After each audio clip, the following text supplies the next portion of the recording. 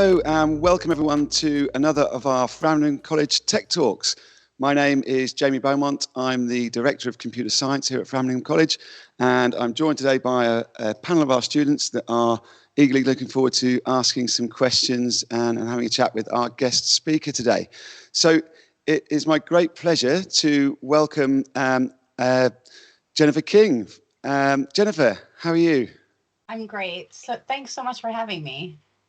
Thank you. Thank you ever so much for sort of taking time out to join us today. So in this series of Tech Talks, we're exploring the opportunities there are out there for the futures of our young people here, the students. And so we'd really like to hear a little bit about what you do. And I must say it's kind of particularly apt that you join us today on International Women's Day, of course.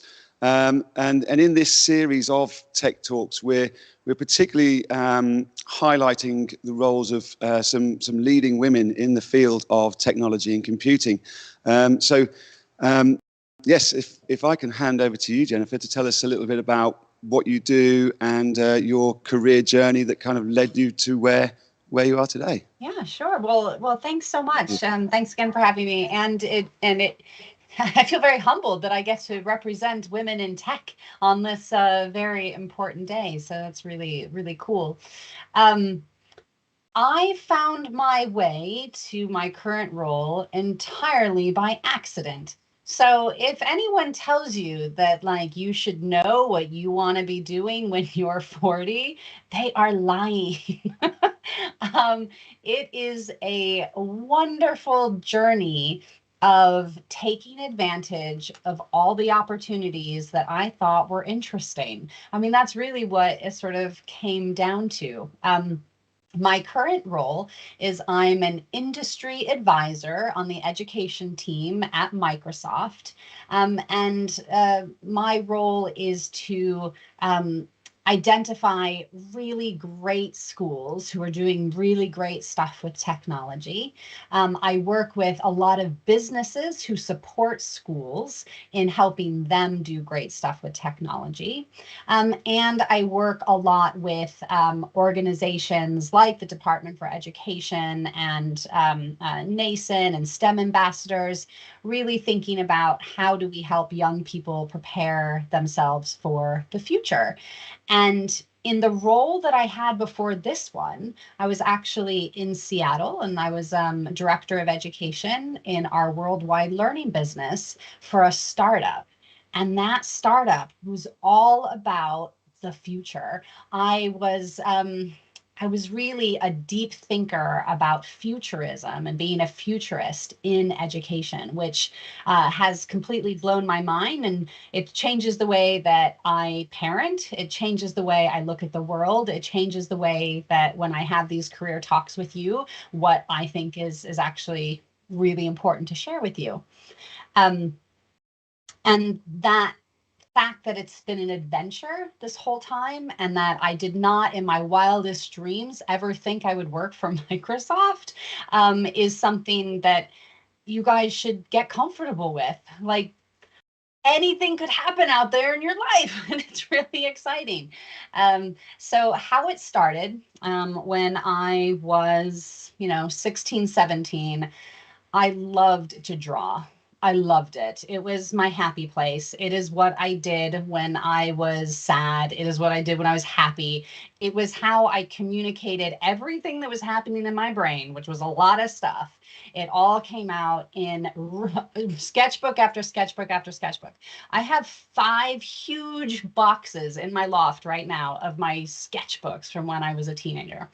They are a bit cringy, but they also were what helped me kind of process all of those things that I was going through as a teenager. And so when I looked for my university courses, I just thought, how do I keep that feeling? Like, what do I do so I can keep in that happy spot? What kind of course can I take that'll let me keep drawing? And my parents were a little bit like, please don't become a starving artist. It was a long time ago. Now that's not really a thing. But I said, I'm going to go into design. Like I like thinking about things. I like designing things and making plans and programs and lists, and I love drawing. So I'm going to go into design. So I went into design, and I happened to choose a design department that was a little bit on the cutting edge. They were already thinking about, back then, do not laugh, they were thinking about HTML. I know, I know. And they were talking about this program that is like completely obsolete now, but it was Adobe Flash. And they were thinking, how do you animate on a website? Like, and this, but I have to tell you, at the time, this was super, super cutting edge. I was coding in HTML when this was like a brand new thing to make design happen. When I actually went out into the world of design, and I did a lot of fun things. I lived in Hawaii, and I was able to swim in the ocean in the morning and do design in the afternoon. I found swimming in the ocean a lot more interesting than the design I was doing. And so I thought, I'm going to move to New York City. I'm going to go to Manhattan if I can make it there, right? So I went to Manhattan. I was a designer there. Again, I did not find it fulfilling at all because what I loved wasn't actually in that job. What I loved was crafting, like I don't know how to explain it, like having an idea in my head that I get to craft out. And I love to create experiences, and I love to really think about something from the beginning to the end and how to make that happen. And I thought I could teach. Like, I think maybe I would really like to craft that experience for other young people. Like, I think that would be fun. So I joined an organization called the Peace Corps, and this is an American organization where you go and do humanitarian work. And I went as a teacher. And it sounds a little bit cliche that I went and taught English. But what actually was happening was that my entire worldview was changed, and I was introduced to all different types of cultures, and I was I was forced to live in a world where your priorities are very different. Time is very different. Everything is different. But I found that I loved teaching. I absolutely loved it. So that's when I went into teaching. When you are 26 and you walk into a class, into a school, and you say that you know how to use a computer back in 2000 extra extra, people are really into that. They're like, you know how to use computers. Fantastic. You are now the head of IT. What? What happened? And that's really what happened. No one else knew anything about computers except me. And so I ratcheted up leadership very quickly because I could make plans, I could organize really well, I could communicate really well, and I knew about computers. And it was then that I started to, to be creative, innovative, and take risks in what I was doing. And when I was taking those risks, I started to get recognized, and I happened to get recognized by Microsoft. And it was just a random Friday. I decided to drive to Reading. I was living in the UK. I drove to Reading to the Microsoft offices where they were hosting a day for teachers. And I showed up and I told them the things that I was doing. And they were like, whoa, we would like to give you an award. I was like, okay, sure. Again, I'm getting an award for just using a computer. This is very exciting. And it was then that I started to really understand the power of technology. My students were learning skills that they needed to go and get employed. And I was using and learning skills myself that was helping my career. From then I started my own business. I thought I could scale this out. I could teach other teachers how to use computers. That's really what it came down to. Like, I can do this. And so I started my own business. I left teaching and I taught teachers, and really tried to enthuse them about how much I loved what my students were doing in the classroom with tech, to get them to love it too. And from that, it just grew into my role today. So I started off loving to draw, going into design, and ending up as an industry advisor at Microsoft for how to digitally transform huge organizations. I don't even know how that happened, but I know that I took advantage of every interesting, adventurous opportunity. I've lived all over the world. I've done really weird things too. Like I've worked as an assistant historian. Like I've just tried some things, but all of those little experiences have helped. I've also been fired from jobs. I've been made redundant. I have been evicted. Like I've had a car like blow up on me on a highway that I had just bought. And all of those things that you experience in life are learning things. Like none of them at the time, they were horrific, but they were all things that informed my next decisions. And so just be really conscious, like, ah, I like this. I like this opportunity. I'm going to take advantage of this. And oh, this is not working out. What a failure. But what can I learn from it? And eventually you'll be 40 and you'll look back and you'll be like, how did I get here? And I got here because I just followed the adventure. So yeah, that's my story. Wow, thank you ever so much for sharing that, Jennifer. It's really interesting and actually a great kind of story to hear about how you've just kind of followed your passions and just taken opportunities. So that's really exciting to hear. And actually working in kind of two areas, which obviously education and technology, which both areas that I quite enjoy working in as well. So so I'd like to hand over to our students. They're going to ask you some questions now. Hi, my name is Julia, and I'm a year 12 here from college. So I want to ask you, what's your favorite thing about your current role? Well, my favorite thing about my current role is all the amazing teachers and head teachers, just like Mr. Beaumont. Like that is my favorite. I look after a whole community of 1,000 teachers and 72 head teachers and CEOs, and the enthusiasm and they just humble me every day. They're dealing with things that are real. Like sometimes I come into work and I have to raise a purchase order and it's not going through and I just feel ugh.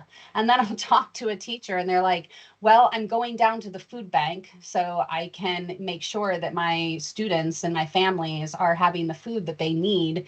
And I just think to myself, that's the real work. And if I can help our technologies help them make their jobs easier and help their families have a better experience, then I'm doing a good thing. Thank you. Hi, my name's Frankie. I'm also a year 12 student, and I'd like to ask, what is a typical workday for you like?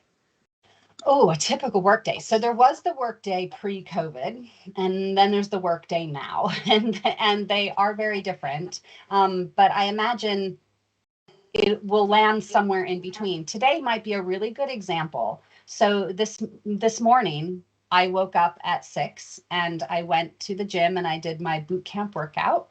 And then I came home, had my protein shake, and I walked my kid to school, dropped off my kids, got on the train into London, went into London, got to see our new education experience center that I've been working on all through lockdown. I actually got to see it in person. I saw my colleagues in person. We had a talk about what we could use this space for. I learned about all the different, the hybrid AV system that we put in.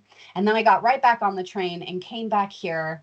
I ate a protein bar on the way home, and then I had a few calls, and now I'm on this call from my home office. And so that is like the hybrid working day at its best right there, like in and out, and all the time being connected on tech. Thank you. Hi, my name's Izzy and I'm in year 11, and I was wondering, why is computing a good career choice? Because it can take you anywhere. Literally, it just opens doors to be someone that understands the underlying tech that runs our world means that you can run our world. Like, it is so powerful, and you can use that for bad and you can use it for good. And the having good people running our tech is so vital. And it's one of the reasons why I work for Microsoft. I work for Microsoft because we have an ethical leadership. Like, I know that our company is going in the right direction. I agree with how we look at inclusivity, how we look at accessibility, how we look at D&I. I find all of that really important. So computing is fantastic because it will open so many doors, but make sure the door that you walk through is a door for good. Thanks. My name is Julius, and I'm a year 12 student as well. And first of all, thank you for all the insights. And I would be really interested in how it's like to work for such a big and global company as Microsoft. Yeah, it's big. It really is very big. There are 2,000 of us here in the UK that work for Microsoft, but there are a lot more that work around the globe. And in some ways, it's really reassuring. There have been incidences over the last few years, and including now in Ukraine, where belonging to a huge company has its benefits of security and protection and taking care of you, and that's great. There are other times where you can feel lost, you can feel small, you can feel like you're not making a contribution. It can feel tedious, I guess. But then you read about your company in the news, or you connect with someone who is doing amazing research work, and you realize that your company is having such an impact on the future that it's definitely worth it. Thank you very much. So would you always choose again to work for Microsoft? Oh, I would absolutely. Yeah, I would. Yes, I would work for Microsoft again and again, I guess. But at the same time, like, I look for opportunities. If I find an opportunity that is exciting and adventurous and interesting, I will always consider those things, even though it's very safe. Like, working at Microsoft is very safe. But if I find something very adventurous, I might take the risk. Thanks.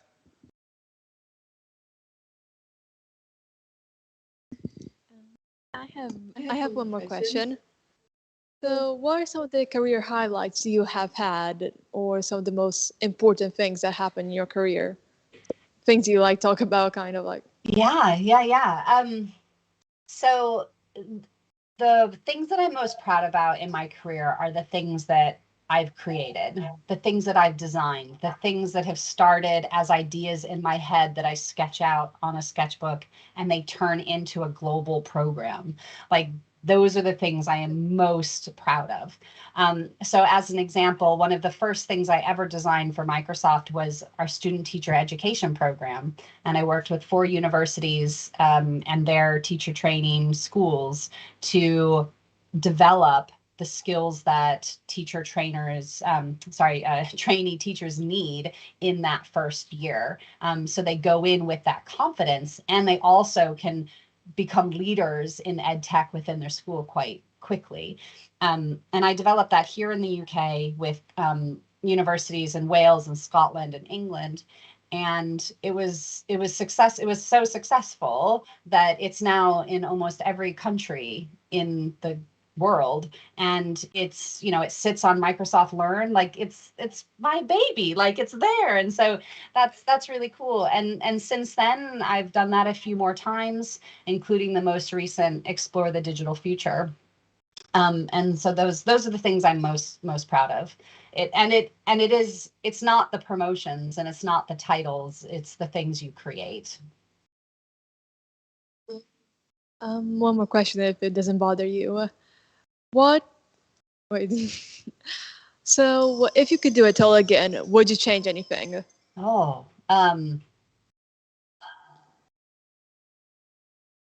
No, it's so interesting because my husband and I were talking about this, about our university choices the other day. And I was accepted into Columbia University, which is an Ivy League school in New York City. And in America, you have to pay for your education, and it's crazy expensive. Like it's $100,000 all up for you to go to Columbia. Like it's a lot of money. But I was also offered, and Ivy League schools don't do scholarships. Um, but I was a swimmer and I was offered a full ride scholarship. So they pay for your whole education if I swam and went to this other university it was still a great university in the middle of the country.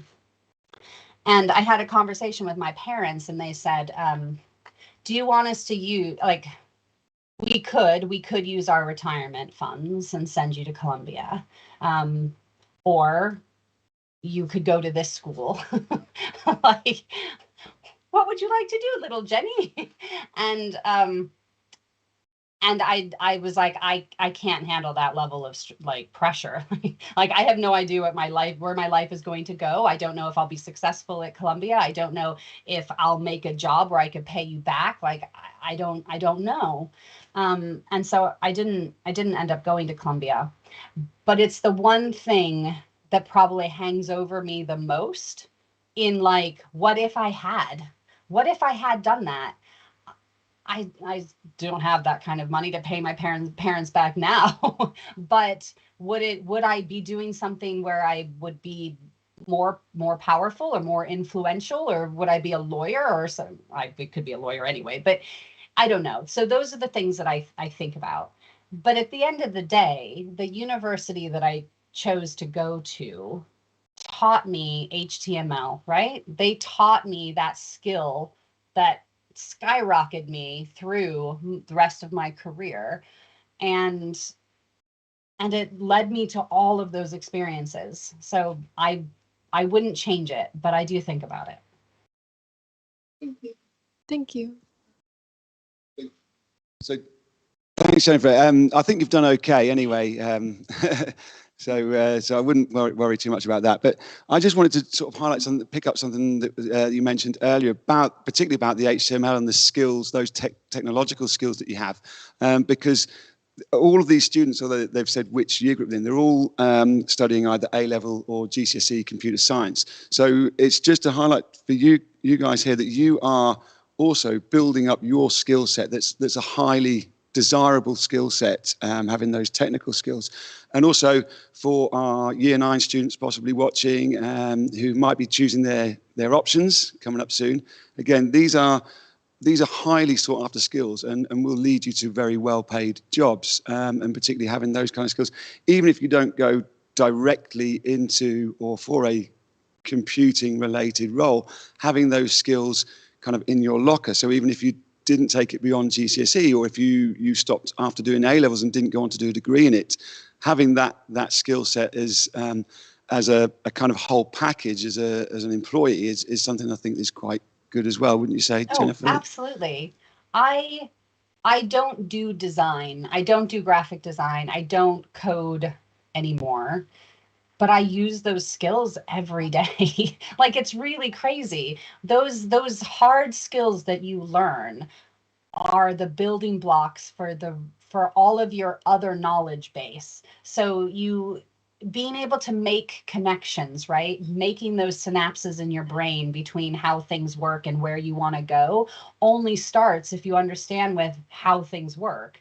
You know, having a vision of where to go, but not having any idea of like how you would even get there is sort of, I mean, sort of pointless, right? You have to have those building blocks to be like, that's the context for where that starting point is. And there isn't any skill more valuable other than maybe like being able to cook an egg than computing. Like those things it's ubiquitous in our life. All of my kids are in coding clubs like it's so important, and they hate me, but every weekend I'm making them do things that like build their skill sets in this area, because we don't have a choice. Eventually you won't have a choice. You'll turn into a have not. You'll be someone that has a deficit if you don't have these skills, even if you don't choose to work actively in your career as a computer scientist. Absolutely, and that's why it's the work that you and your colleagues at Microsoft do, in particularly in the education area, is so important. And as a Microsoft showcase school here at Framlingham College, we're obviously really pleased to be part of that, and the kind of opportunities that being part of that also offers our students is really good as well. So, Frankie?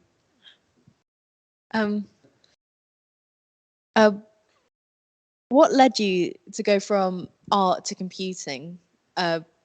Like after you picked your university course, what led you to go from the design to the computing element of it? Yeah, it was probably, well, there's a few things. One is when I was about 10, I had a best friend, her name was Jessica, and her dad was a graphic designer. And he wasn't a graphic designer, wrong word. He was a commercial artist. And what he had this amazing office in his house with like a slanted architect's desk, and he had all this paint around him, and I saw him actually draft a magazine cover once, and I just thought that was absolutely fascinating that you could do that. But that was my only connection that I had to battle against my parents' "don't be a starving artist" argument, was Mr. Henderson. Mr. Henderson was a commercial artist, and because he was a commercial artist, he made money doing this. So I would like to do whatever Mr. Henderson did. And it turned out that the new version of that time was to go into graphic design.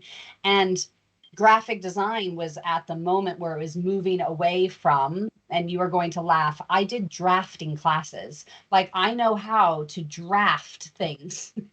But we were moving into using computers, and we started designing things on Adobe Photoshop. I swear, I was one of the first people to ever use layers in Photoshop. Like, it blew our minds that you could do this. And now Adobe wanted me to be financially secure. And so I looked for the most financially secure option I had within what I love to do. Thank you. Thank you. Hi, I was just wondering, what are the top skills that you've used? Yeah, I have to say the Adobe Suite really has been a top skill for me. But absolutely Office, knowing how to make art through the Office applications has also been really important. I'm sort of known on our team for making really nice PowerPoints. But being able to present yourself well, being able to understand design principles, being able to use the tech tools that are out there to create things that communicate well and get your point across is important. The other skills, well, there's a lot of soft skills. There's soft skills and there are hard skills, right? So my soft skills, I learned how to use a diary very early on in my life when I was, I don't know, I guess it would have been like 11. I started using a diary, understanding calendaring, understanding putting priorities for your week, to-do lists, like all of it was analog at the time. And now that's all been transferred to, a digital element. And so I use to-do and tasks and Outlook. I'm like a power user of Outlook because it helps me do all of those things. But it also helps me keep my work-life balance, which is really important, to be able to sort of compartmentalize your life. I have, I schedule time to call my parents. I schedule time when I go swimming with my kids. I schedule all of these things to make sure I do them. So that's probably my key soft skill. And those hard skills, there's too many to count at this point. But in the beginning, it was literally software. I knew how to use software, and that is what elevated my career. Thanks. I would also be interested in what changes do you see in the tech industry in the coming years? Oh, wow. So the tech industry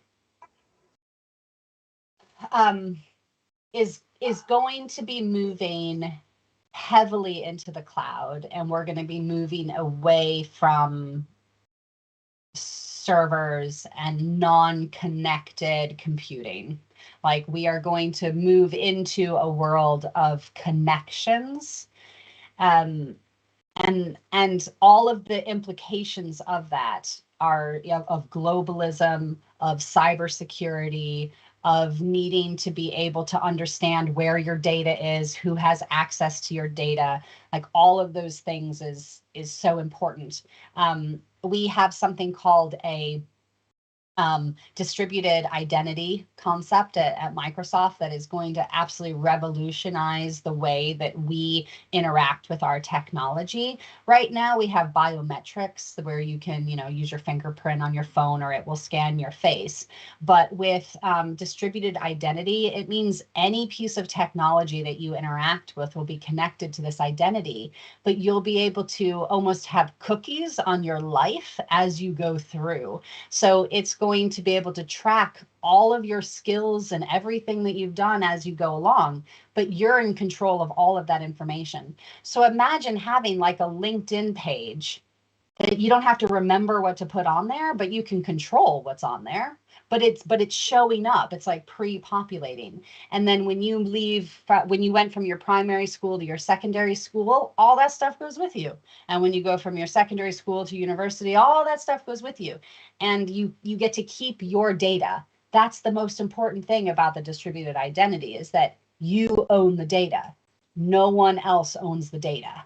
And so data, that connectedness is one. The second one is data. And then the third is cybersecurity. Just like, if you want to become a spy, if you ever thought like James Bond was awesome, or you wanted to do that kind of work, get into cybersecurity, because that's all where it will be. Thank you very much.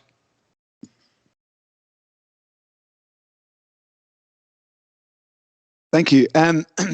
Thanks. I mean, these are all really good, insightful tips and information. Just wanted to particularly focus, because obviously it's International Women's Day.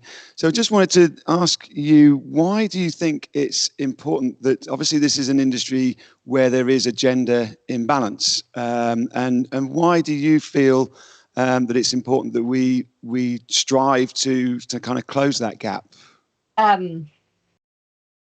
Yeah,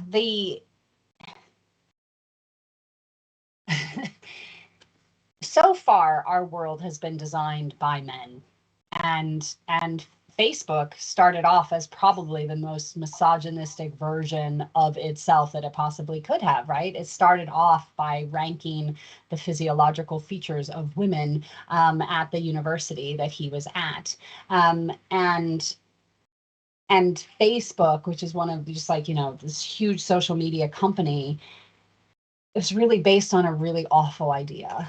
And how do we ensure that women startups get that VC funding? Like, how do we make sure that women are able to stand up in Silicon Valley and say, this is what we want to design for a world that's going to be built by women, that will be accessible by everyone, that it's not going to continue perpetuating the same patriarchal society that we live in, but rather these are things that can open up the world to everybody. Just like I advocate that all teachers should be special needs teachers, like all teachers should understand accessibility, all teachers should be personalizing their learning for their students. All technology should be making the world better. All technology should be allowing every person to thrive. It should be meeting everybody's needs. yeah, it's so important that the people who create the tech are as diverse as the users that are using the tech. Otherwise, it won't work. And this is particularly important for AI, for machine learning, for bots. You know, if you're just having one type of person training that bot will just build all that bias that type of person has. And so you have to make sure that it's as diverse as possible. There are so many opportunities for women and girls to be championed in computing, for them to have those opportunities alongside the truth of the industry being male dominated. Like it does take a sisterhood. It does take people helping each other and leaning in and all of those sort of things to work. But with companies like Microsoft who are focused on that, it makes it a lot easier. Absolutely. Absolutely. Thank you. And I mean, as a computer science teacher, I've seen over the years the kind of imbalance that we have with the students that choose the subject. So it's something that I've always been keen to kind of address. And obviously, as a father of a daughter, something that I'm quite keen to promote equal opportunities, to make sure that she's only 3 now, but obviously hopefully by the time she's ready to start high school and look at her options and things like that, that there's a lot less bias involved. So just also on kind of the same kind of topic, during your career, do you think there are any particular challenges that you've faced, particularly being a woman in technology, and how have you overcome those?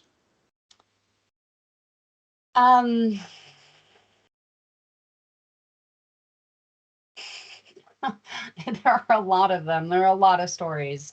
Absolutely. I have been called all the things that women are called in professional environments where the people across the table aren't feeling very comfortable.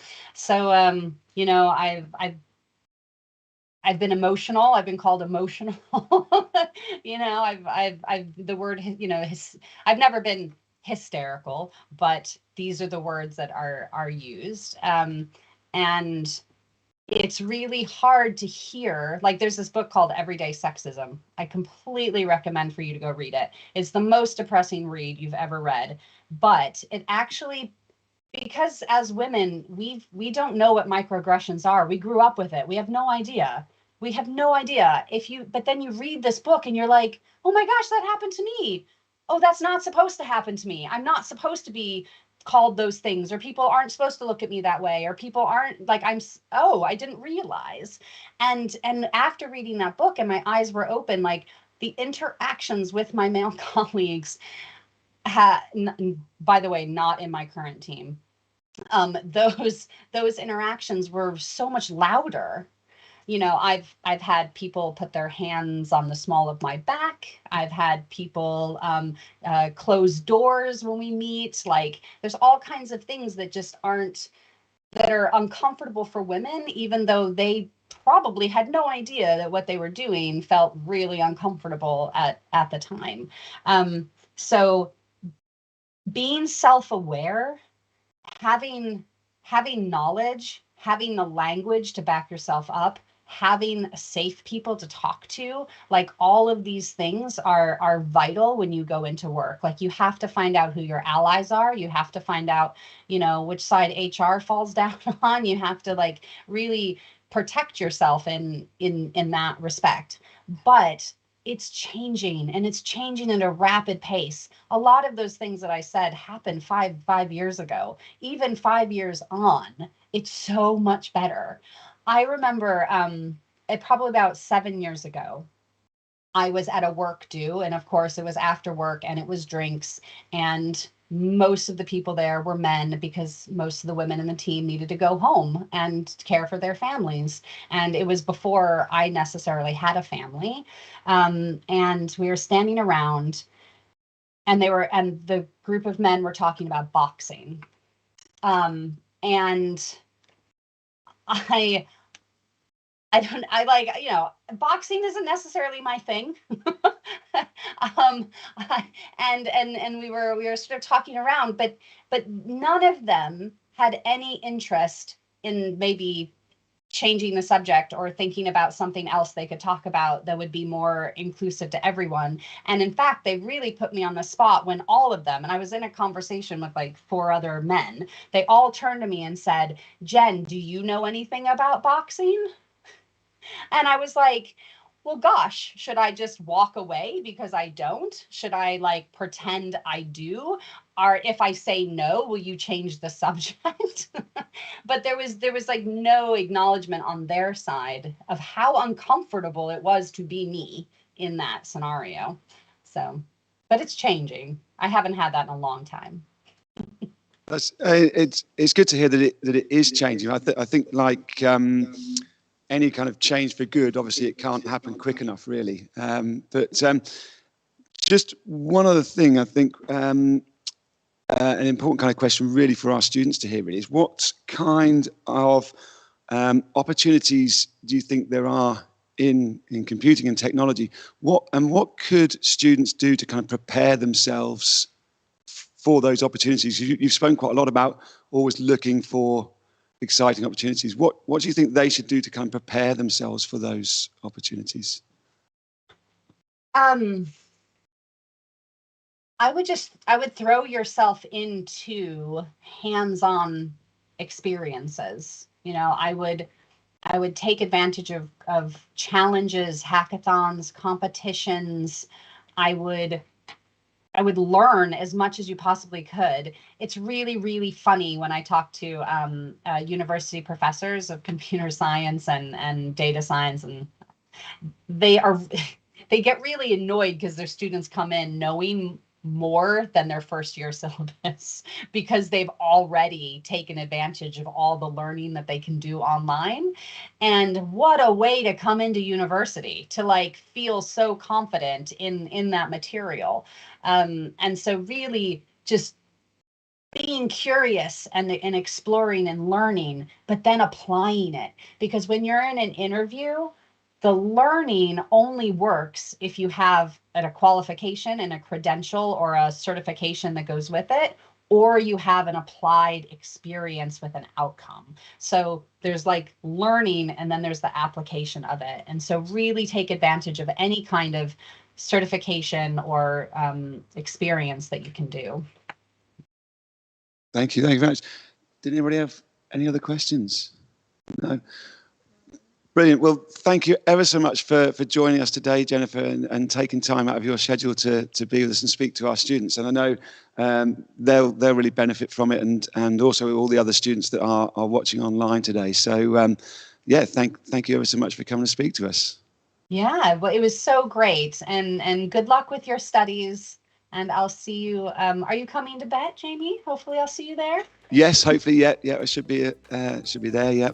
Wonderful. All right. Well, it was really wonderful speaking with you. Thanks for the opportunity.